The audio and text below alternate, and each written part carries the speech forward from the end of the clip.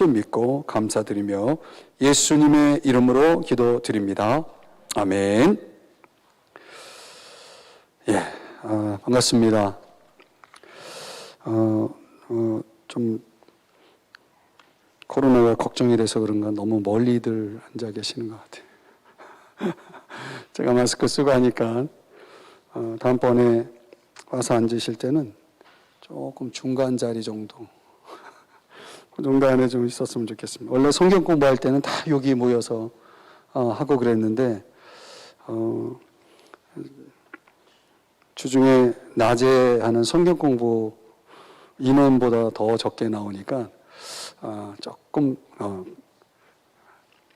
그래도 하여튼 뭐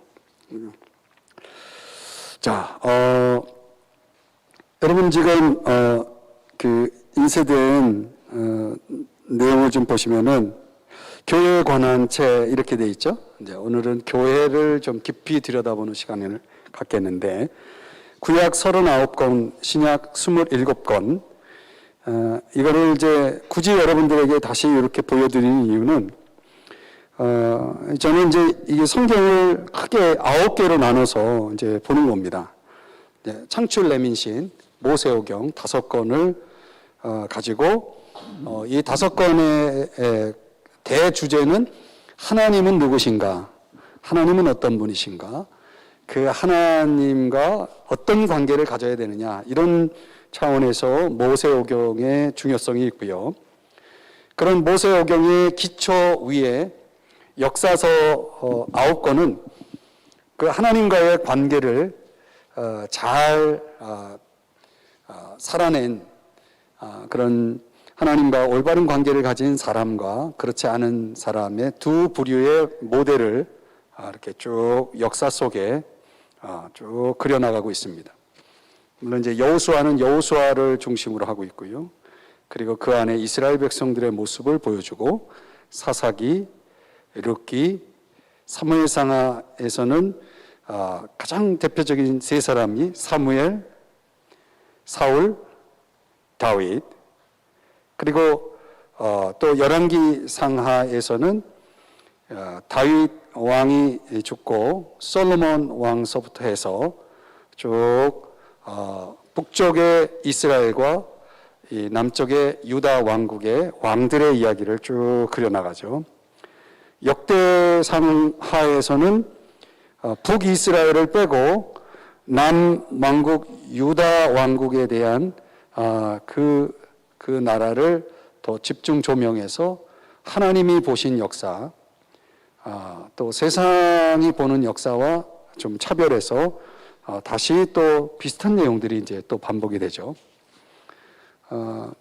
여기서 이제 역대상을 읽을 때는 이 제사장적인 관점에서 보도록 되어 있거든요.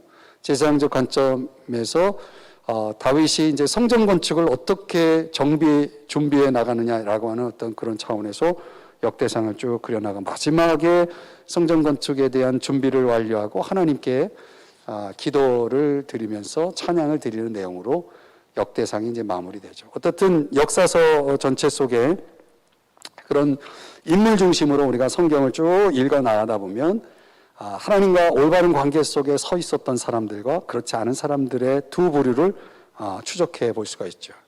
그러니까 저는 역사서를 읽으면 일단 사람을 중심적으로 어떤 사건보다는 그 사람 한 사람 한 사람들을 이렇게 살펴보는데 집중합니다. 역사서가 끝나고 나면은 욥시 잠저나 시가서가 나오죠. 이거는 세 사람의 이야기죠. 욥의 이야기, 또 다윗의 이야기, 솔로몬의 이야기로 구성이 되어 있죠. 이 세 사람은 또 각각의 어떤 그 상황이 있지만 상당히 하나님을 깊이 있게 만난 사람들이죠.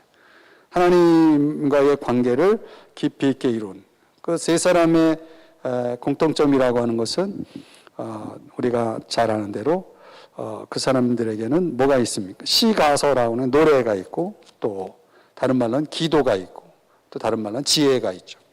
이제 그런 것들을 그들이 하나님과의 관계 속에서 얻어낸 지혜가 무엇이고 또 그들은 어떤 기도를 드렸고 또 그들은 어떤 노래를 불렀는지를 우리가 보면서 우리도 이제 하나님과의 깊은 관계 속으로 들어가면 우리의 노래, 우리의 기도, 우리의 지혜가 하나님이 부여하신 그런 것들을 이제 우리가 경험하게 되죠. 저는 시가서 읽을 때가 내용은 가장 방대하다고 볼 수 있지만은 어떻든 가장 편안하게 접근할 수 있고 참 특별한 은혜를 많이 받는 것 같습니다. 그리고 나머지 17권은 대선지서, 소선지서죠. 그러니까 통틀으면 이제 선지서라고 말할 수 있는 거죠. 이사야서부터 시작해가지고 말라기까지 17권은 통째로 읽으면서 그거를 어떤 각도에서 이제 많이 보냐면 선지자들이 두 가지의 메시지를 가지고 있고 하나는 경고고 하나는 약속, 경고와 약속. 이 경고는 죄에 대한 경고고 약속은 구원에 대한 약속이죠. 그런 맥락에서 17권을 읽어나가다 보면 아주 명확하게 두 개의 아주 정확한 그런 메시지들을 잡아낼 수가 있죠. 그런 메시지들을 찾아내면서 이런 경고 앞에서는 우리가 어떻게 반응해야 되냐면 회개라는 것으로 반응하고, 약속 앞에서는 우리가 어떻게 반응해야 되냐면 믿음이라는 것으로 반응을 해야 되겠죠. 그래서 회개와 믿음, 회개와 믿음이라는 그런 맥락 속에서 오늘 내가 하나님 앞에 어떤 차원의 어떤 회개가 필요하고 나에게 어떤 믿음이 필요한지에 대한 그런 쭉 그 스토리를 이 선지서를 통해서 17권을 통해서 이제 보게 됩니다. 이제 그렇게 되면 이제 구약이 끝나죠. 그래서 지난주에 했던 이제 복음서가 이제 나오게 되는 겁니다. 복음서 안에 사도행전이 붙어서 복음서, 역사서를 이제 하나의 덩어리로 이렇게 보면은 당연히 예수 그리스도와 교회의 이야기죠. 예수 이야기와 교회 이야기가 이제 지난주에 이 복음서, 사복음서를 하면서 예수 그리스도 신약의 이제 출발이고 시작이고 복음의 시작이고 또 교회의 아주 기초가 되는 아주 중요한 부분이다. 그래서 여러분들 그 27권 그 밑에 교회의 기초 해가지고 예수 그리스도와 사도들의 터 이렇게 나오죠. 여러분 인쇄물에 있나요? 거기 에베소 2장 20절 말씀 같이 한번 읽어볼까요? 시작. 너희는 사도들과 선지자들의 터 위에 세우심을 입은 자라 그리스도 예수께서 친히 모퉁이 돌이 되셨느니라. 아멘. 근데 이제 신약의 이야기는 앞서서 이제 하나님 어떤 분이시고 하나님과의 관계, 그리고 모델, 그리고 어떤 하나님과의 관계 속에서 보여주는 어떤 지혜, 그리고 회개와 믿음이라는 큰 어떤 메시지를 제가 구약을 간략하게 이렇게 소개를 했는데, 그런 맥락에서 구약을 쭉 끝내고 나서 이제 복음을 들여다보면서 예수께서 그의 입술을 통해서 직접 전한 그 메시지는 회개하라, 천국이 가까웠다. 결국은 경고와 선지자들이 전했던 경고와 약속 두 가지의 메시지를 함축시켜서 예수님이 그 메시지를 전한 거죠. 하나님 나라, 천국에 대한 하나님 나라를 그리고 있는 거죠. 궁극적으로 예수와 교회가 추구하고 있는 목표는 하나님 나라입니다. 그래서 제가 이 부분은 이제 많이 이제 강조를 안 했지만 이제 다시 훑어 볼 때는 창세기서부터 쭉 해나갈 때는 이 개념을 굉장히 또 여러분들에게 종종 소개하게 될 겁니다. 그 하나님 나라, 궁극적인 하나님의 나라는 크게 두 가지로 구분할 수 있습니다. 이미 우리에게 임한 하나님의 나라와 또 앞으로 도래할 미래적인 하나님 나라가 있죠. 근데 이제 구약 성경에서는 이 하나님 나라에 대한 예언이 쭉 이어지는데 이걸 구체적으로 예수 그리스도께서 등장하시면서 하나님 나라가 이제 도래하게 되는 거죠. 그 하나님 나라의 도래를 통해서 이 현재적 하나님 나라를 보여주기 위해서 많은 기적들을 이제 행하시죠. 그리고 그 하나님 나라를 이제 완성해 가기 위해서 예수님께서 이 땅에 남겨놓으신 게 교회입니다. 예수께서 하나님 나라를 시작하셨고 교회는 이 완성된 하나님의 나라를 위해서 역할을 하게 될 이제 교회가 있는 거죠. 이 두 가지 차원에서 오늘 신약 바울 서신 교회 이야기를 제가 좀 시작해 보려고 하는데요. 지난주에 복음서, 네 복음서가 어떤 목적을 가지고 기록했다라고 말씀드렸냐면은 예수 그리스도께서 하나님의 아들 그리스도이심을 믿고 생명을 얻게 하기 위해서, 그 생명이라는 것을 선물로 주기 위해서는 반드시 예수를 믿어야 되겠죠. 예수를 이제 믿고, 그래서 이제 여기까지 설명을 드렸죠. 이제 생명이라는 것이 이제 주어지면 새로운 생명을 얻었기 때문에 태어난 거죠. 이 생명을 가진 사람들이 들어가는 곳이 이제 교회죠. 그래서 그 교회를 이제 이야기할 때 이제 교회가 세워졌어요. 교회가 존재하고 교회가 세워졌는데, 이 교회는, 이 지상에 존재하는 교회는 우리 삼성중앙교회를 포함해서 이 지구상에 존재하는 모든 우주적 교회, 또 눈에 보이는 지역 교회, 우주적 교회와 그 가시적 교회와 비가시적 교회, 크게 둘로 나눠지죠. 모든 이 지구상에 존재하는 그리스도인들은 다 우주적 교회 안에 들어가 있고, 그 지역에 이렇게 가시적인 형태로 보여지는 것을 지역교회라고 얘기하는데, 로컬 처치라고 보통 얘기하죠. 그런데 어떻든 그 교회는 어떤 문제를 가지고 있죠.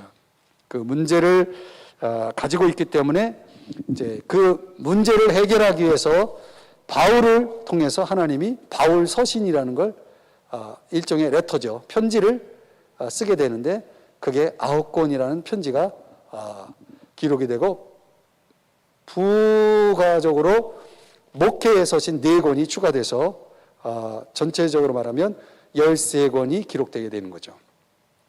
이제 바울이 13권을 쓰게 되는 겁니다. 근데 하나님이, 바울이 유대인인데도 불구하고 지금 이제 오늘 우리가 살펴보게 될 교회를 중심으로 한 편지, 바울의 편지를 이방 서신이라고 얘기합니다.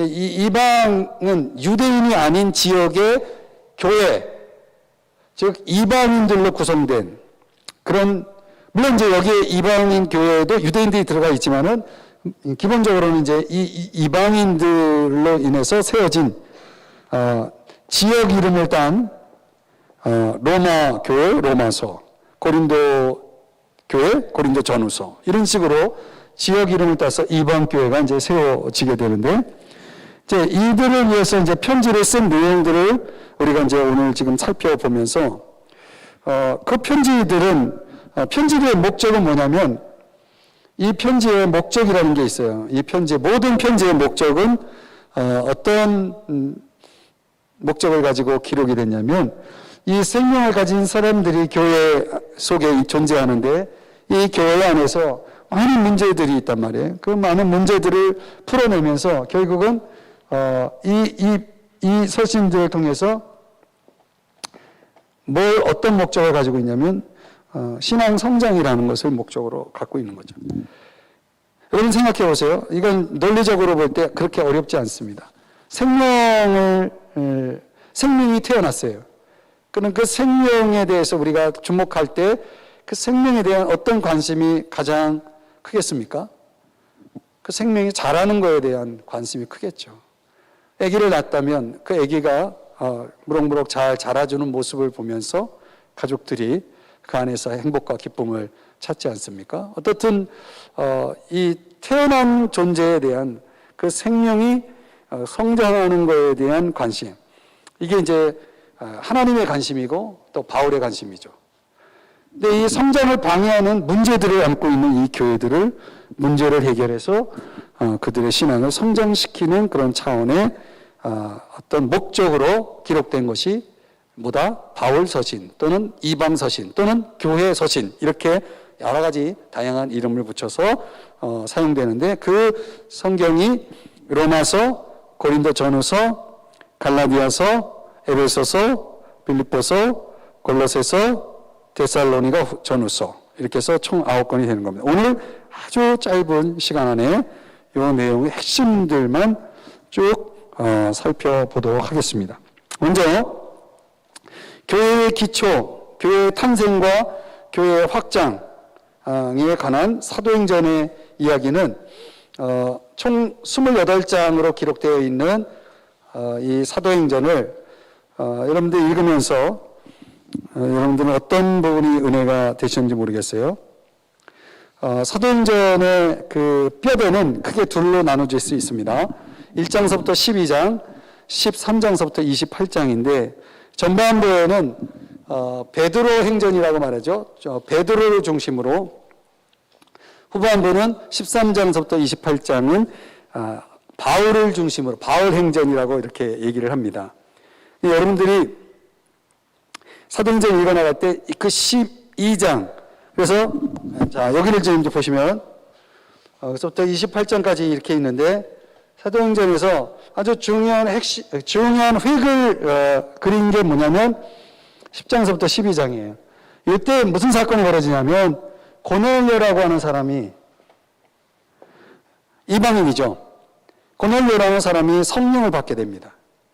그 전까지는 이 1장서부터 이 9장까지는 주로 유대인들이 뭐 베드로를 통해서 또 스데반을 통해서 또는 빌립을 통해서 유대인들이 예수님을 믿게 되는 그 마지막 지점에서 사울이라고 하는 바울이 예수를 믿게 되죠. 유대인들의 회심 이야기가 이제 주를 이루고 있다면, 여기서 이 고넬료라는 사람이 딱 등장하면서 이방인이 구원을 받고 이 이방인인 고넬료와 그의 가족들에게 성령이 임합니다. 이게 대단한 사건이, 이게 이제 교회의 역사를 완전히 바꾼 거죠. 이제 이때부터 이 유대인으로서 믿음을 갖게 된 바울이 성령을 받고 변화돼서 이때부터 누구를 향하게 되냐면 이제 이방인들을 향하게 되죠. 이방인 선교가 시작돼서 이방인들이 이제 믿음을 갖게 되는 이야기가 이 후반부입니다. 그래서 앞에서는 세 전도, 예루살렘 전도, 유대 전도, 그 다음에 사마리아 전도가 세 지역을 중심으로 해서 이루어지는 전도 이야기가 나오는데, 여기서는 바울의 1차, 2차, 3차 전도 여행의 이야기가 나옵니다. 아주 흥미로워요. 그러니까 3.3이에요. 3.3. 크게 두 줄기로 해서. 요게 이제 가장 큰 핵심이죠. 그래서 저와 여러분이 사도행전을 읽으면서 주목해야 될 아주 중요한 사건은 고넬료의 회심이다. 그 고넬료의 회심이 있었기 때문에 저와 여러분도 이 자리에 있는 거예요.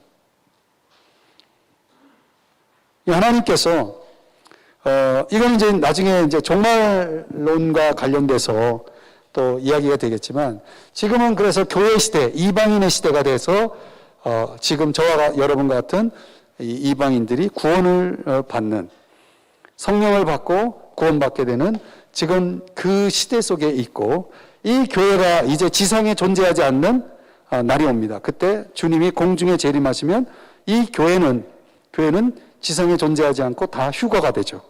교회의 휴거. 그게 이제 데살로니가 전서 4장이죠.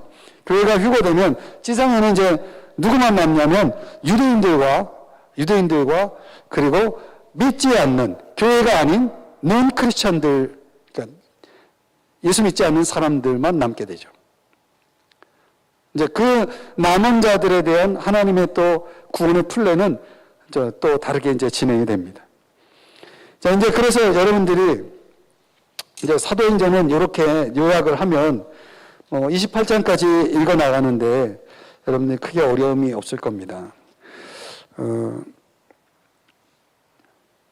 이제 저는 이제 사도행전을 읽어 나갈 때 어떻든 성령행전이라는 타이틀도 있잖아요. 그래서 성령이 몇 번 나오나 이런 것들 쭉 보고, 그 다음에 사도행전 읽으면서 교회라는 단어가 몇 번 나오나 뭐 이렇게 하고, 왜냐면 이제 교회행전이고 사도행전이고 또 어떤 사도들의 이야기를 추적하기도 하고, 그러니까 성경을 읽어 나갈 때 특별히 다독하시는 분들은 이제 예를 들어서 이번에는 내가 어떤 주제를 가지고 읽어야 되겠다.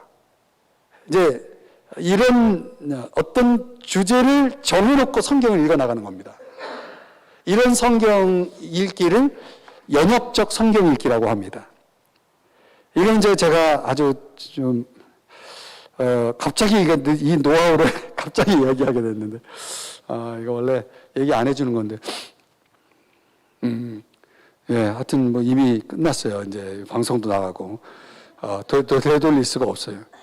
저는요, 연역적으로 성경을 읽습니다. 그래서, 이번엔 창세기에서는 내가 요 주제를 가지고 창세기를 읽어야 되겠다. 그럼 그 주제 속에서 이제 쭉 빨아들이는 구절들이나 또는 내용들 이런 것들이 쭉 오면은 그걸 가지고 결론을 내려요. 예를 들면 뉴스 같은 거 여러분 보시면은 오늘 삼성동의 A 지역에서 어떤 일이 일어났습니다. 이제 이게 결론이거든요. 이게 팩트 사건이죠. 사건의 결론을 내리고 그 사건을 설명하는 내용이 뒤에 나오죠. 결론이 나오고 그 결론을 설명하는 내용이 뒤따르는 것을 연역적이라고 얘기합니다. 그러니까 우리는 성경이라는 것이 어떻게 앞으로 전개될 것인지에 대한 내용, 결론을 이미 알고 있죠. 결론을 알고 있는 차원에서 성경을 보고 있는 거예요. 만약에 이 성경 계시가 결론이 없다면 이 연역적 성경 읽기는 불가능합니다. 이미 요한계시록까지, 창세기부터 요한계시록까지 성경의 계시는 완성되었고 우리에게 딱 정확하게 66권이 주어졌기 때문에 이 안에서 여러분들이 연역적으로 성경 읽기 시작하면요, 성경을 굉장히 재밌게 읽어 나갈 수 있어요. 그 하나하나 보화를 발견하는 재미가 아주 솔솔합니다. 근데 대부분 성경 읽기를 어떻게 하냐면 귀납법적으로 읽어요. 한 절 한 절 단어 하나하나 꼼꼼하게 1장 1절서부터 그걸 다 챙기려니까 읽다가 지쳐요. 그래서 많은 분들이 성경 읽다가 중단하는 이유 중에 하나가 귀납법적으로 성경을 읽기 때문에 그걸 다 종합해서 창세기 1장서부터 50장까지 다 종합해서 결론을 내리려니까 그 결론을 내리기까지의 그 인내가 한계에 도달하는 경우가 많기 때문에 그래서 사람들이 성경 읽기에 많이 이렇게 포기하는 경향이 있죠. 이거는 이제 좀 딴 얘기인데 어떻든 갑자기 그 얘기가 왜 나왔지? 자, 그렇게 보시면 되겠고요. 그 다음에 이제 사도행전에서 또 흥미로운 것 중 하나는 이제 바울이 고난을 당하는 내용이 22장에서 28장인데 여러분 요거는 잘 꼼꼼히 사도행전은 꼼꼼히 들여다보셔야 됩니다. 22장에서 28장 사도행전 이 내용 속에서 하나님이요 바울을 어떻게 보호하시는지를 잘 보셔야 됩니다. 믿는 자들에게는 고난이 있잖아요. 그런데 하나님이 그 고난을 당하는 그리스도인을 어떻게 지켜나가시는지에 대한 아주 중요한 밑그림을 이 22장에서 28장까지 발견할 수가 있습니다. 아주 독특한 두 가지는 뭐냐면 고난 속에서 두 가지를 하나님이 하시는데 하나는 항상 말씀을 주십니다. 고난 속에서. 또 하나가 이건 제가 이제 여러분들에게 나눠드리는 팁인데 꼭 고난이 끝나면 복음의 진보가 일어납니다. 그 고난의 결과가 복음의 열매예요. 그러니까 그 복음의 열매를 맺기 위해서는 어쩔 수 없이 바울은 고난을 겪어야 돼요. 이게 굉장히 아주 신비한 겁니다. 복음의 열매, 그러면 이제 이거를 이렇게 놓고 보면요. 이런, 물음이 생기죠. 나는 왜 이렇게 복음의 열매가 없지? 여러분, 우리 자신의 신앙에 대해서 점검할 때 나는 왜 이렇게 복음에 대한 열매가 없지? 이렇게 물을 때 거기에 대한 답을 주는 거예요. 뭐가 없기 때문에? 고난이 없기 때문에. 복음의 열매가 없는 거예요. 이제 22장부터 28장까지 제가 지금 말씀드렸던 요 소스를 가지고 여러분들 한번 또 읽어나갈 때 그때 여러분들이 다시 한번 확인해 보세요. 아주 여기에 대해서 할 말이 많지만은 지금 우리 각본을 공부하는 시간이 아니기 때문에 할 수 없고. 자, 그 다음에 이제 로마서를 보면은, 여러분들에게 나눠드리는 자료가 아주 그게 중요한 자료입니다. 이제 7편을 한번 보실래요? 이 로마서는 편지죠. 서론이 있고 결론이 있습니다. 서론 떼고 결론 떼면 이 본론이 있잖아요. 이 본론. 본론은 5개의 주제가 딱 나와 있습니다. 어떤 주제냐면 죄라는 주제가 나오고 구원이라는 주제가 나오고 성화라는 주제가 나오고 주권이라는 주제가 나오고 봉사라는 주제가 나옵니다. 하나, 둘, 셋, 넷, 5개. 네, 이 5개는 여러분들이 로마서 1장 17절에 보면 복음에는 하나님의 의가 나타나서 믿음에서 믿음에 이르게 하나니, 믿음에서 믿음에 이르게 하나니. 그러니까 내 믿음이 한 단계 점프할 때마다 통과하게 되는 아주 중요한 5스텝입니다. 5스텝. 이 5스텝을 거치지 않고는 신앙의 최고의 절정인 이 봉사의 계단의 단계로 갈 수가 없습니다. 이 궁극적으로 이제 저랑 같이 혹시 로마서 공부하신 분이 이 자리에 있을 것 같은데요. 이제 로마서 공부할 때 이런 걸 하나씩 이제 꼼꼼하게 제가 잘 살펴드리는데 믿음의 가장 시작점에서 중요한 사건은 죄를 깨닫는 겁니다. 죄를 깨닫는데 그 죄도 이렇게 소위 말하는 자범죄, 이렇게 표면적으로 드러나는 죄가 있고 조금 더 깊이 있게 들어간 죄가 있고 아주 깊이 들어가 있는 죄가 있는데 죄를 3종류로 나누면 믿지 않는 사람들이 짓는 죄, 도덕적인 사람들이 짓는 죄, 종교인들이 짓는 죄가 있어요. 이 3가지 죄가 있는데 가장 나쁜 죄가 종교인들이 짓는 죄입니다. 이게 지구상에 존재하는 종교 중에 가장 뛰어난 종교는 유대교입니다. 기독교보다 더 뛰어난 게 유대교입니다. 유대교 하나를 예를 들어서 유대교인들이 짓는 죄가 뭔지를 보여주는데 이거 읽을 때마다 엄청나게 찔립니다. 왜냐하면 유대교에 걸맞는 수준인 이 기독교인 이 차원에서 볼 때 이 기독교인들이 짓는 죄가 뭔지를 아주 리얼하게 보여주는 게 이제 이 부분입니다. 이게 이제 여러분들이 지금 여기 내용처럼 3장 20절까지의 내용입니다. 그 다음에 이제 죄를 깨달은 사람들이 한 단계 올라가면 구원을 깨닫습니다. 구원을 깨닫는 것은 예수 그리스도가 예수님이 어떤 분이신지를, 예수님이 나를 위해 하신 일이 뭐냐. 이 구원을 깨달으려면 예수 그리스도께서 나를 위해 하신 일들을 깨달아야 되고, 그 다음에 믿음을 깨달아야 되고, 그 다음에 구원의 축복이 뭔지를 깨달아야 되고, 구원이 가져오는 복이 뭔지를 깨달아야지. 요 3개를 깊이 깨달으면 구원에 대한 감격, 구원에 대한 기쁨, 구원에 대한 능력, 이 모든 것들을 다 가질 수가 있습니다.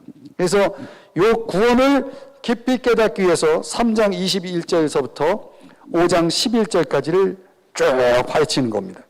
그 다음에 3번째 단계 계단으로 올라가면 거룩해지는 또는 깨끗해지는, 이런 걸 성화라고 얘기하는데요. 이 성화에서 가장 큰 또 은혜는 뭐냐면 여기서 죄를 깨닫는 겁니다. 여기서도 이 죄를 깨닫는데 이 죄가 뭐냐라는 걸 깊이 깨달으면요, 나를 더 이상 죄에 들이지 않고 의에 들이는 그런 선택을 하기 시작합니다. 나를 죄에 들이지 않고 의에 들이는 선택을 하면 내가 성화가 됩니다. 그러니까 죄를 어느 정도 이겨낼 수 있는 어떤 기본 지식을 가지고 있게 되죠. 여기서 죄는 요 앞에서의 죄하고 좀 다른데, 이거는 죄성을 얘기합니다. 우리 속에 있는 죄성. 그 다음에 율법을 깊이 깨닫게 됩니다. 율법이 뭐냐. 그 다음에 뭘 깨달으면 성령이 뭐냐. 요 세 가지, 죄, 율법, 죄성, 율법, 성령 세 가지를 깨달으면 성화에 들어갈 수 있습니다. 이게 성화를 깊이 깨달은 사람이 이제 하나님의 주권 속으로 들어가는데, 하나님의 주권 속으로 들어가는 사람들이 뭐가 되냐면 진정한 주의 종이 됩니다. 주의 종이 됩니다. 이때부터는 100% 주님께 순종하는 사람이 됩니다. 복종하는 사람이 되죠. 100% 주님께 순종하는 사람이 될 때 비로소 다른 사람을 위해서 살게 되는 겁니다. 이게 봉사의 정의는 다른 사람들을 위해서 섬기는 게 봉사입니다. 그래서 여기는 봉사는 사람의 종이 되는 겁니다. 그러니까 사람의 종이 되기 전에 뭐가 되어야 되냐면 하나님의 종이 되어야 됩니다. 주의 종이 되어야 됩니다. 그래서 로마서는 정말 뭐 아무리 보고 봐도 질리지 않고 정말 볼 때마다 이런 내용들을 가지고 여러분들이 로마서를 쭉 읽어 나가다 보면 이제 여러분들에게 이제 어떤 안목이 생기냐면 믿음에서 믿음으로 이르게 되는 그런 안목과 축복을 이제 얻게 됩니다. 이제 좀 시간이 걸리겠지만 어떻든 로마서도 제가 이제 이 수요 시간에 여러분들에게 또 풀어 드릴 겁니다. 조금 더 자세하게.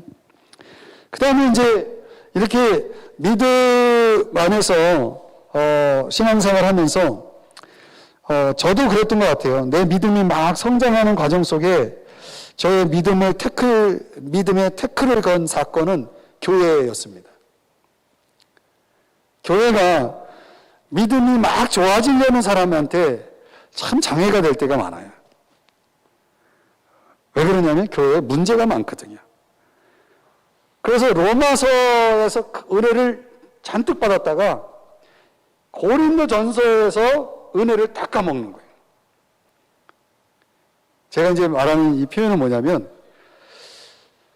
나름대로 이렇게 하나님 안에서 은혜를 받아가지고 막 성장하고 있다가 이 성장한 사람들이 갑자기 시험 드는 일이 벌어집니다. 뭐 때문에? 교회 때문에. 그래서 교회는 지상에 있는 교회가 어떤 교회인지를 보여주는 게 고린도전서입니다. 고린도 교회입니다. 교회에서 가장 문제가 많이 되는 게 뭐냐면 파벌입니다.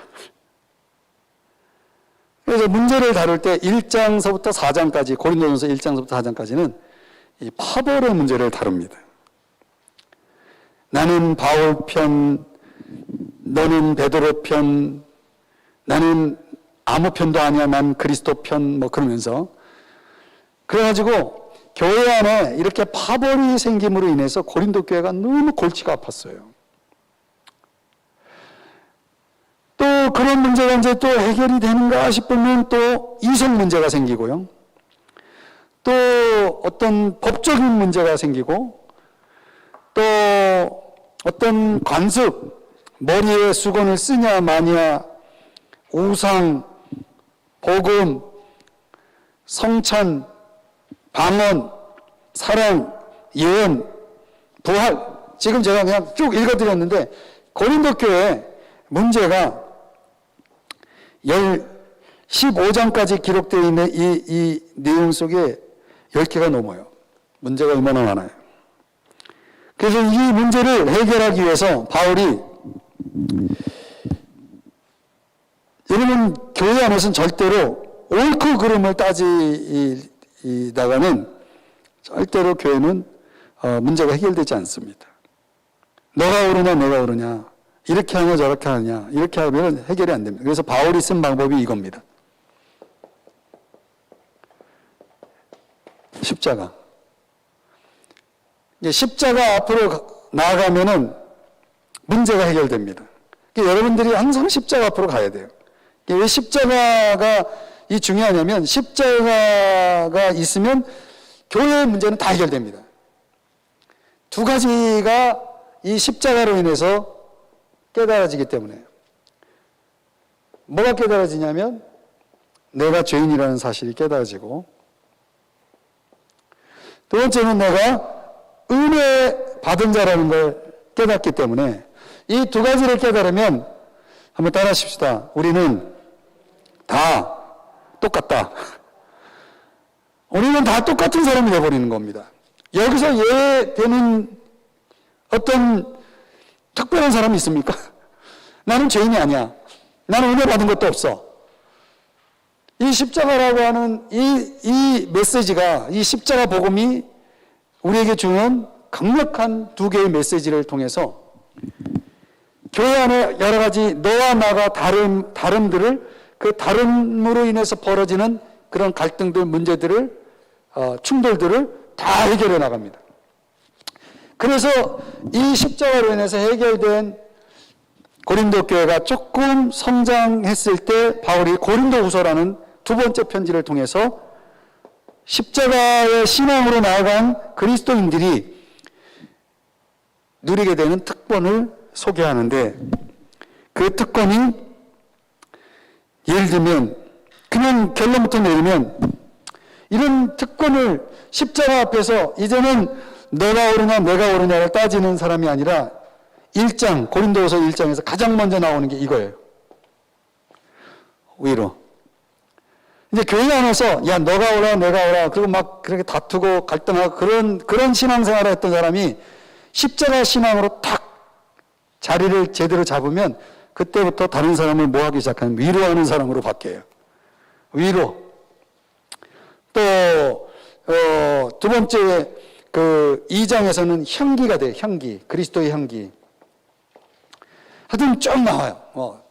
여기서 제가 이제 빨리 얘기하면은 3장에서는 편지가 되고 4장에서는 고난, 5장에서는 대사, 6장에서는 모든 것을 가진 자, 10장에서는 주를 사랑하는 사람, 12장에서는 그리스도의 능력과 자유를 소유한 사람, 이런 지금 제가 그냥 쭉 불렀는데 이런 건 여러분들이 성경 읽으면서 다 찾아낼 수 있어요. 특권이 많아요. 이런 특권 속에서 이제 고린도 교회가 조금 이제 업그레이드가 됩니다. 그럼 지금 신앙이 이렇게 십자가로 인해서 교회의 문제를 해결하고 특권을 소유하게 되면 여기서 신앙이 멈추는 게 아니라 이런 사람들은 더 성장하고 싶어하는 열망을 갖게 됩니다. 근데 교회 안에서 되게 성장에 대한 열망이 강한 사람들 있죠. 여러분처럼. 그런 사람들이 빠지는 슬럼프가 있습니다. 저는 여기서 뭐 다 자세하게 말씀드릴 수는 없지만 슬럼프가 굉장히 많았던 사람이에요. 어떤 슬럼프냐면 더 잘 믿고 싶은데 안 되는 거예요. 더 잘 믿고 싶은데 안 되니까 낙심하게 되고, 낙심하니까 사탄이 틈을 타는 거예요. 시험을 하는 거죠. 넌 희망이 없어. 이런 식으로 저를 사탄이 공격을 하니까 완전히 나가 떨어지더라고요, 제가. 아무것도 하기 싫고, 기도도 하기 싫고, 성경도 보기 싫고, 봉사도 하기 싫고, 다 하기 싫은 이런 쪽으로 완전히 그냥 나락으로 떨어지는 거예요. 근데 그 이유가 추적해보면 어디서부터 시작하냐면 내가 신앙생활 잘하고 싶어하는 열망에서 시작됐는데 그 열망이 이루어지지 않을 때 깨지는 거죠. 그래서 이제 갈라디아서가 나온 겁니다. 갈라디아서는 바울이 은혜냐 율법이냐 이 문제를 다룹니다. 너 구원받은 게 은혜냐 율법이냐, 율법을 행해서 받았냐 믿어서 받았냐, 또 너 성령 받은 게 은혜로 받은 거냐 율법의 행위로서 받은 거냐, 이런 얘기를 하는 이유는 뭐냐면 바로 이 율법의 속박에 매여가지고 결국 자기 스스로 자기를 죽이는 그런 신앙인들을 향해서 던지는 메시지입니다. 그러니까 내가 어떤 원칙을 정해놓는 것들은 어떻게 보면은 상당히 인본적인 겁니다. 예를 들어서 내가 올해 이제 2021년 내가 백독을 하겠다를 정합니다. 나랑 약속을 합니다. 물론 성령이 감동을 주고 하나님이 너 올해는 백독해라. 하나님이 이렇게 말씀하실 수도 있겠지만은 대부분 신앙의 성장을 갈망하는 사람들은 하나님이 감동 주기 전에 내 스스로 감동을 압박을 줘가지고 올해 100독 이래 해버립니다. 제가 실제로 50독을 하려고 마음을 먹었었거든요. 근데 50독 하면 교만해질까봐 제가 포기를 했어요. 50독을 안 할 거예요. 근데 신기한 게요. 그렇게 딱 정하고 시작을 하는데 변수들이 많잖아요. 막 일이 막 생기고 그러니까 성경을 이번 주에도 1등 못했네. 막 이런 식으로 이제 막 하다 보면요. 자기가 정한 목표에 도달하지 못하는 거에 대한 자기 학대가 시작됩니다. 야, 넌 일주일에 성경 한 번도 못 보는 그게 목사냐? 그러면서 막 자기를 학대합니다. 그게 내 자신이 하는 학대일 수도 있지만 사탄이 속삭이는 그런 소리에 그냥 넘어갑니다. 그런데요, 그렇게 하다 보면서 아예 이제 그 신앙의 부정 단계까지, 신앙을 부인하는 단계까지, 예수님 3번 부인한 베드로처럼 그런 단계까지도 갈 수 있는 아주 위험한 겁니다. 그래서 이게 왜 원인이 뭐냐면 이제 결론을 말씀드리면 내가 하려고 해서 안 되는 겁니다. 갈라디아서 뒤로 가보면 성령으로 살면 성령으로 행할지니, 성령의 소욕과 육체의 소욕을 얘기하고, 그리고 성령의 열매를 이야기하고, 그 성령에 대한 강조가 뒤로 갈수록 쭉 나오죠. 약속의 자녀와 또 육신의 자녀, 이 자녀 이야기 나오고, 이런 것들이 결국은 내가 하느냐 아니면 내 안에 성령이 하시느냐, 이런 거를 이제 이야기하면서 세 개의 십자가를 제시합니다. 갈라디아서 2장 20절, 갈라디아서 5장 24절, 갈라디아서 6장 14절. 갈라디아서 2장 20절은 내 욕심에 대한, 아주 인본적인 욕심에 대한 십자가, 욕심을 십자가에 못 박는, 욕심을 십자가에 못 박는 것보다는 이 갈라디아서 이제 첫 번째 십자가는 내가 사는 목적에 대한 십자가입니다. 그래서 내가 그리스도와 함께 십자가를 못 박혔네. 그런지 이제는 내가 사는 것이 아니 오직 내 안에 그리스도께서 사시는 것이라. 이제 내가 육체 가운데 사는 것을 나를 사랑하사 나를 위하여 자기 자신을 버리시고 하나님의 아들을 믿는 믿음 안에서 사는 것이라. 이게 이제 갈라디아서 2장 20절이잖아요. 그 2장 20절의 핵심은 이제 내가 사는 것은, 사는 목적이 뭐냐면 내 안에 그리스도께서 사시는 거라는 거죠. 그래서 그리스도가 나를 이끄는 대로 뭐 하면 돼요? 순종하며 따르는 그런 삶이 되어야 되는 그런 십자가를 제시하고, 갈라디아서 5장 24절에 내 안에 뭐가 끊임없이 육체의 소욕이 일어나면서 욕심이라는 것이 막 작용한단 말이에요. 그 욕심을 뭐 해야 되냐면 육체와 함께 십자가에 못 박혔느니라. 갈라디아서 5장 24절. 그래서 자기 부인의 십자가를 딱 보여주고, 그 다음에 세상이 미치는 영향들에 대해서 내가 세상에 대해서 십자가에 못 박히고 세상이 나에 대해서 십자가에 못 박혔다. 세상에 대한 십자가. 이 세 가지 십자가가 있어야 갈라디아서의 모든 신앙적 갈등을 다 이겨낼 수가 있게 됩니다. 그러면서 어디로 넘어가냐면 에베소, 빌립보서, 골로새서로 넘어가게 됩니다. 그 에베소, 빌립보서, 골로새서는 세 권은 삼중보험인데 삼중보험이라고 얘기합니다. 그래서 교회를 얘기할 때 이거는 몸을 이제 강조하면서 그리스도의 몸된 교회를 강조하고, 그리고 빌립보서에서는 기뻐하라, 목을 강조합니다. 우리 몸으로 따지면. 골로새서는 머리를 강조합니다. 제가 이제 너무 빨리 설명해서 여러분들이 잘 이해할 수 없을지 모르겠는데요. 우리 주님께서 교회를 우리에게 주셨을 때, 에베소서는 주님의 몸이 교회다. 이렇게 이제 설명을 하는 겁니다. 주님의 몸이 교회다. 그리고 그 교회의 머리는 예수님이다. 그래서 머리와 몸의 관계를 이제 설명을 하면서 이 머리 대신 이 그리스도께서 이 몸을 얼마나 사랑하는지를 보여줍니다. 에베소서에서.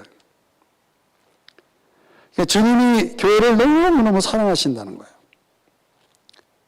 특별히 5장에서 그걸 그려주는데, 그래서 그리스도의 교회 안에서, 이상적인 교회 안에서 여러분들 신앙생활 하면서 교회 생활을 풍성하게 하는 사람들이 어떤 경험이냐면 사랑의 경험.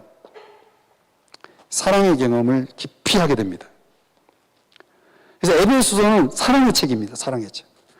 교회 공동체 안에서 그리스도로부터 흘러나오는 그 엄청난 그 모든 충만하심의 그 사랑이 어떻게 우리 가운데 부어지는지를 깨닫고 신앙생활을 하는 사람들이, 그런 사람들이 신앙생활을 잘하죠. 빌립보서는 어떤 경험을 우리에게 또 소개하냐면 기쁨을 소개합니다. 기쁨. 여러분, 이 기쁨이라는 것은 뭘로 표현됩니까? 노래로 표현되죠. 그래서 노래는 뭘로 합니까? 물론 배로 하기도 하지만 그렇게 하면 설명이 안 되니까 이 노래는 목에서 나오는 거 아닙니까? 그렇죠? 그래서 이제 목이라고 표현하는 겁니다. 이게 다 구조가 머리, 목, 몸, 이죠? 이렇게 연결되죠. 그리고 이 골로새서는 뭘 깊이 경험하냐면, 여러분들이 이걸 이제 깊이 경험하는 겁니다. 순종. 이 머리를 섬기는 데 있어서 순종을 깊이 해야 된다. 그래서 다른 거 붙잡지 말고 머리 대신 그리스도를 붙잡아라. 2장, 골로새 2장. 3장에서는 무슨 일이든지 너희들은 다 죽게 하듯 하라. 사람에게 하듯 하지 말고 죽게 하듯 하라. 너희는 그리스도를 섬기는 자다 하면서 그리스도에 대한 온전한 순종에 대한 경험을, 이 세 가지가 풍성한 교회 생활에 있어서 우리에게 전해주는 아주 중요한 핵심 요소입니다.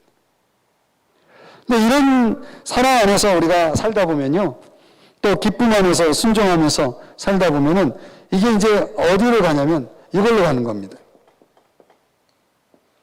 소망으로 가는 겁니다. 소망 중에 소망은 뭡니까? 기도가 응답되는 게 소망이 아니고 주님이 다시 오시는 게 소망입니다. 우리 그리스도인들이 갖는 소망은요, 이 세상에 속한 소망이 아니에요. 그래서 베드로는 산 소망이라고, living hope라고 얘기했거든요. living hope. 살아있는 희망, 살아있는 소망.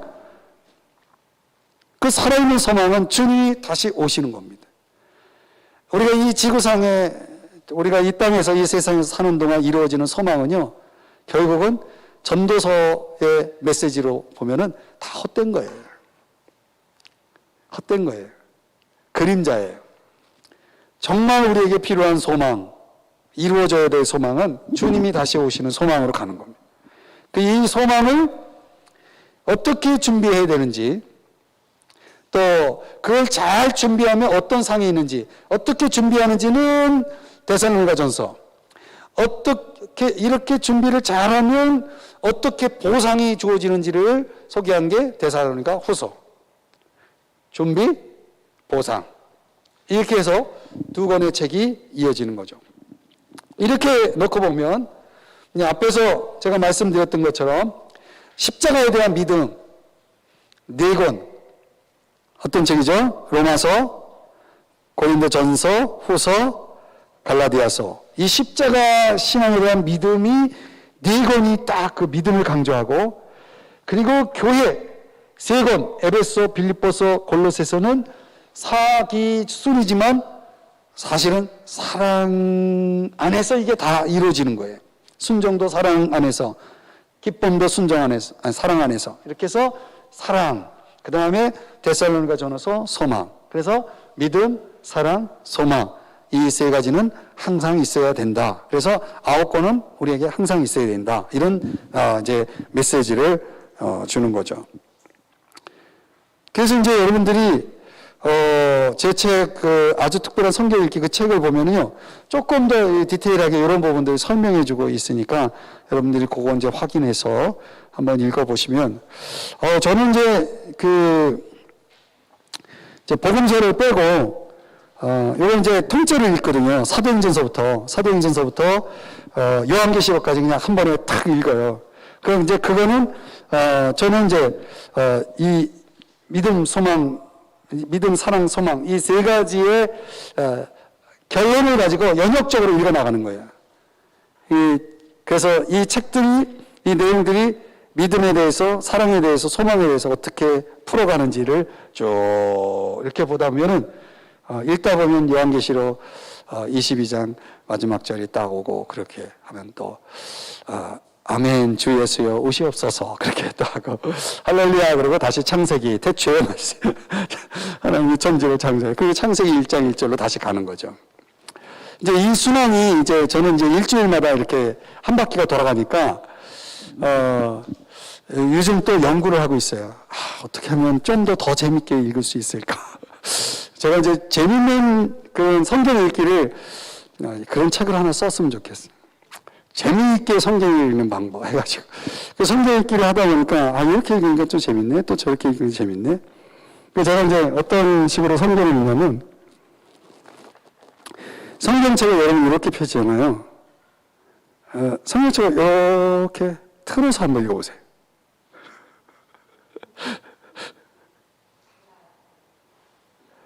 그러니까 제가 말씀드리죠.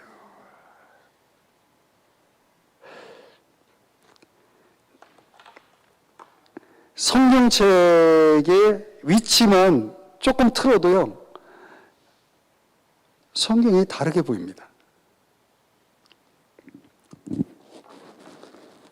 이제 계속 수요일날 열심히 나오시는 분들한테 제가 이제 좋은 팁들을 성경을 재미있게 읽기 위한 방법 중에 하나입니다. 그러면 이제 이 각도가 좁잖아요. 이렇게 틀면요. 그럼 이렇게 하면은 이렇게 한 거보다는 이렇게 튼 게 이 눈 시각이 잡아낼 수 있는 이 포커스가 좀 좁아지거든요. 그러면 그 한 줄의 성경이 훨씬 제 눈에 확 들어와요. 더 잘 들어와요. 이건 이제 뭐 중요한 얘기는 아니고. 그래서 오늘 이제 여러분들에게 이제 던지는 마지막 결론 Q&A는 뭐냐면 그런 질문을 여러분에게 던져봐야 됩니다. 여러분의 교회 생활은 어떻습니까? 여러분 지금 나눴던 이런 내용들을 종합해 보면서 나의 교회 생활은 어떤가? 이런 게 이제 여러분들 안에 좀 조명이 되죠. 내가 충분히 교회 안에서, 교회 생활 안에서 이런 믿음의 문제, 사랑의 문제, 소망의 문제를 어떻게 잘 풀어가고 있는지를 여러분들이 한번 묵상을 해보는 것도 이제 오늘의 이 시간이 여러분에게 주는 큰 의미가 있으리라고 봅니다.